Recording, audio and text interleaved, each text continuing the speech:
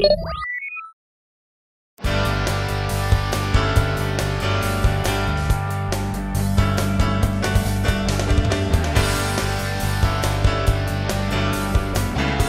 and welcome back to another Gen Con Preview 2017. I'm here at the Queen's Game booth still, and we have Uli and Travis who are going to be showing me Merlin. Now this one I'm very excited about because it's Stefan Feld's newest game, again coming out at Essen, and you guys know how much I love Stefan Feld, so I really want to hear about this and how this game plays. So let Travis take over and give you an explanation. Okay, great. So in this game everyone plays a Knight of the Round Table. And we've got our knight out here and they move around the table. In addition to our knights, we also have Merlin. So one of the core principles is the knights move clockwise. Merlin can move either way, okay? At the beginning of every turn, we're all gonna pick up our dice. You have 3 dice of your color and 1 white die. You're gonna roll them. There's some rules about combinations you can't have and you might have to re-roll, but you roll them and you're gonna have them over here on your player board.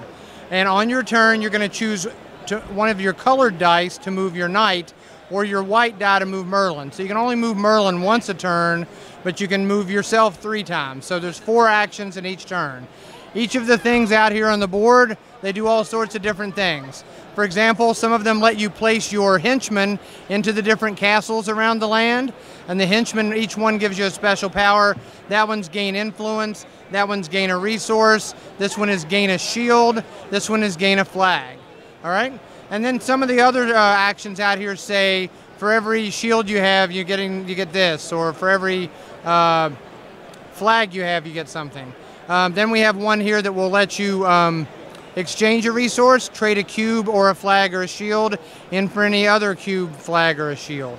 We have some actions that will let you capture the legendary Excalibur, which has a factor in the game, and same thing with capturing the Holy Grail.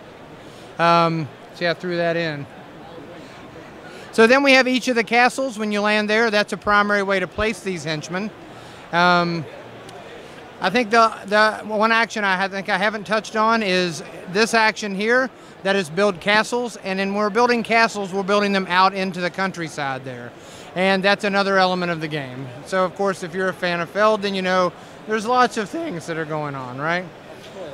Point salad, as we love to call it. Absolutely. So as we've gained this influence, on every turn when we take an action, we also have a hand of 3 cards. And here's 3 of the examples. And each of the cards have a requirement. So on every action, if you're meeting one of those sets of requirements, you can turn that card in and score victory points. So there's one way of scoring, right? One of the actions I didn't touch on is if you don't like the cards you have, you can land on that action. And you can trade one of your cards to pick up one of the face-up cards. So you can kind of manage the cards you have. I'm never going to get that one. Need to get rid of it, pick up another card. So that scores every round. Again, we talked about Merlin. All his actions are the same. He just has flexibility on which way he can move. Although whenever you take Merlin's action, if you've got an action you really want to do, and like say you're scoring a bunch of points, you get 3 Merlin staffs for the whole game. You can turn one of these in on each Merlin action, and it lets you do it twice. So if you're scoring a bunch of points, you turn one of those in and you score it twice. Or if you want to get influence twice, or build 2 castles, or whatever it is you might want to do. At the end of each round, we have these traders. These are the trader knights at the top. At the end of the round, we have to fight each one of those. Each one requires a shield. So in this case, on this player board, this guy's going to get defeated, that guy's going to get defeated, not that guy. He's going to cost me -3 points, okay? After we score them, you take the minus. Whoever had Excalibur, if they beat all their traders, they actually earn points, whereas no one else earns anything. And then we would go to the score round, and we only do this 3 times a game. So you have an action round and an action round, and then you have the score round, and you do that 3 times. So that's when you fight the traders, and then you're going to score for the 3 things that we score. The 3 things we score are, we're going to score area majority out there for castles. So you can see there's one big gray area worth 5. There's a big water area worth 4. Whoever has the majority there is going to score it. If it's tied, you split it and round down. After we score the castles out there, we're going to score the influence markers. So whoever has the most influence in a given castle will score based on the total number of influence markers. So, for example, if red was here, red would score 3 because there's 3 there, and they have the most. So we would go all the way around and score each castle. Then we would score for how many of these we have on the board. Okay? Then we would start the next turn, 2, and do it again. These flags, haven't touched on these. Each flag has an individual power. So as you collect these, you add them to the side of your board. They look nice, but when you want to use them, they have a different power. This one, I'll go around on them real quick. This one lets you jump across the board. So if I landed here and I wanted to turn that in, I could actually take this action. This one lets you use any action that another player is sitting on. So if I landed here, I could actually take the action over here that blue's on. This one lets you change the face of your die. That one lets you move counterclockwise instead of clockwise.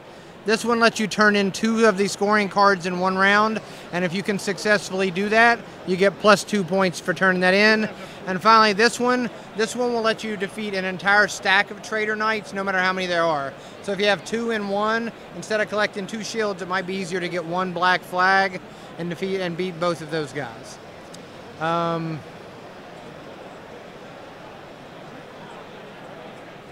So it's basically, I mean, from the way you explained it, it seems like he has added some new things. I mean, I know he loves dice, so here you've got the dice and you're using them to move your pieces around and then obviously collect put out pieces to collect different items, which are going to give you different powers, which will then expand you out. And I can tell already this is a very Feldian kind of game. Yeah, I would agree. There's lots of ways to score. The choices are limited to what you can see there, but you can mitigate the luck some by picking up the purple flag that lets you change the face of the die. You also get these apples. You get one of these to start the game, and every time someone takes possession of the grail, they get another apple. That lets you change the face of a die. So you can mitigate the luck some. Also, you can mitigate it by, hey, I landed there, but I'm going to take your action. Or, hey, I landed here, I'm going to go all the way across the board. So in core, you have only 4 choices, and it goes down 4, then 3, then 2, then 1, but you can change it a little bit with all the options that are out there. A lot of scoring possibilities. We like it. It's good. No, it sounds great. I mean, like I said, it wouldn't be a Feld game unless you could take those dice and manipulate them. And the dice manipulation and being able to move where you want and get those actions is what makes his games what they are. I would agree. Yeah, I would agree too. But first thing I want to add is it's not only a Stefan Feld game, it's a game from Stefan Feld and Michael Rienig. And Michael Rienig is the designer of the Pillars of the Earth, for example. A very, very fine designer. And in my opinion, it runs a little bit smoother than some other Feld games. And I think this is the hands of from Michael Rienig, who designed these games as well. So there are 2 designers. Of course, it's in the core game, it's a Stefan Feld game, but Rienig does many things to add and makes it a little bit smoother than other Feld games. So I love the game, of course, too. Yes. I mean, that really does add, because I know for me, Pillars of the Earth is just an incredible game. It's one of those games that right now is a Grail game because you can't find it, which we all say a Grail game eventually should be reprinted. But for his touch on this, it really does add to it. Oh, yeah. Pillars of the Earth, I have one. Love it. It's a great game. And it's very easy to explain. It runs. You can play it very, very fast. You only have the action, put the dice on it, take the action, and that's it. So it sounds a little bit complex, and it is, of course, with many options, but it runs very, very smooth and fast. Yeah. No, it sounds great. That's Merlin coming out at Essen from Queen Games, and I'm looking forward to this one. I don't know about everyone out there. If you like the kind of games I like, I love Euros. This is going to be one of the hot games at Essen, I really feel. So there we are, Queen Games Merlin, another Gen Con preview.